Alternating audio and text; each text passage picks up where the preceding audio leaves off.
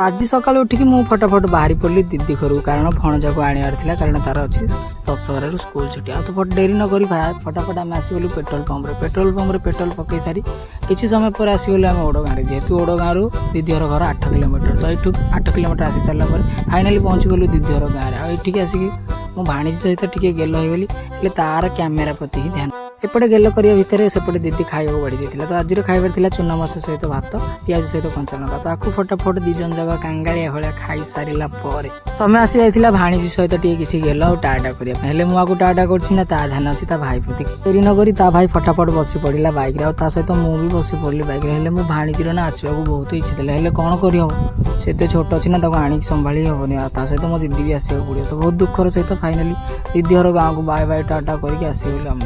तो आपण मैंने दशहरा छुट्टी कौटी बुलिया गले कमेंट निहाती कह आज रही राधे राधे जय जगन्नाथ देखा नेक्स्ट ब्लॉग रे।